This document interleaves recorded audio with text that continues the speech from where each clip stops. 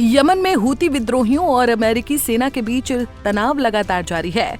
America अब तक Yemen में हूतियों के कई ठिकानों को तबाह कर चुका है। वहीं ट्रंप प्रशासन ने एक बार फिर हूती विद्रोहियों के खिलाफ एयर स्ट्राइक कर दी है, जिसमें 9 लोगों के घायल होने की खबर सामने आई है। वहीं ये हमला ऐसे समय में हुआ है जब ट्रंप ने एक दिन पहले ही व्हाइट हाउस से तेहरान को चेतावनी दी थी कि वो अमेरिका को गंभीरता से लें।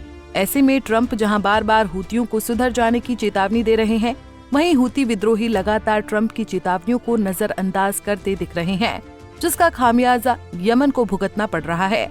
खासकर जब से हूतियों ने लाल सागर में अमेरिकी जहाजों पर हमला किया है, तब से ही ट्रंप उबले हुए हैं और अब वो ठान चुके हैं कि हूतियों से वो किसी भी तरीके से इस विद्रोह का बदला लेकर रहेंगे, जिसके तहत जवाबी कार्रवाई करते हुए ही अमेरिकी सेना ने हूतियों के ठिकानों पर एयर स्ट्राइक करनी शुरू की है, जिसमें वो लगातार यमन में हूतियों के ठिकानों को तबाह कर रहा है। ऐसे में ये लड़ाई अब चरम पर पहुंच चुकी है, जहां सिर्फ बदला और बदले की भावना ही इस युद्ध को तबाही के मंजर में बदल रही है।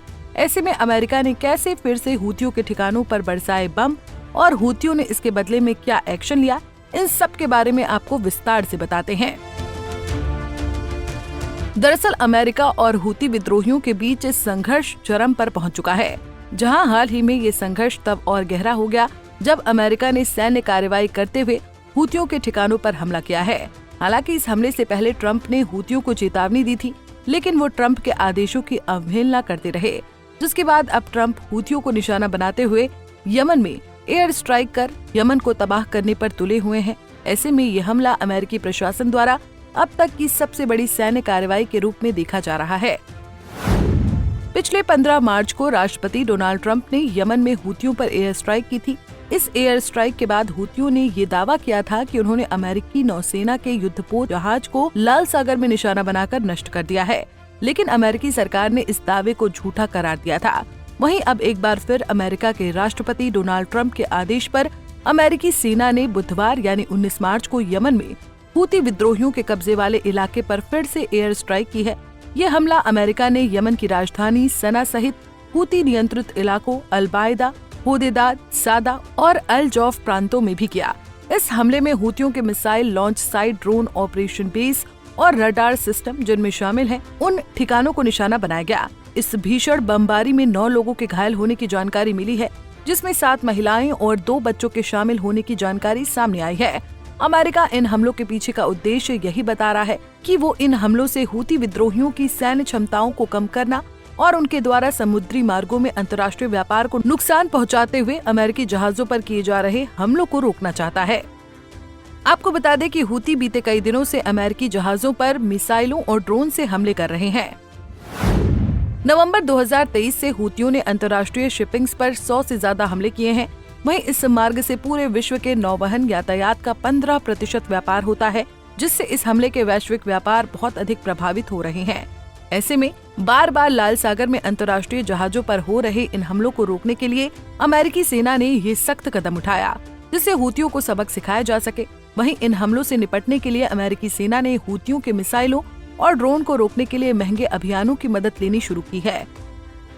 ऐसे में अब ये सवाल आपके जहन में जरूर आ रहा होगा कि आखिर हूती ये हमले क्यों कर रहे हैं। तो आपको बता दें कि हूतियों का कहना है कि ये हमले गाजा में इजराइल हमास युद्ध के चलते किए जा रहे हैं। वो इन हमलों से ये दिखाना चाहते हैं कि वो फिलिस्तीनियों के समर्थन में हैं। हूती ये भी कह रहे हैं कि वो ज्यादातर उन्हीं जहाजों पर वार कर रहे हैं जो इजराइल से संबंधित हैं। वो इजराइल पर दबाव बनाना चाहते हैं।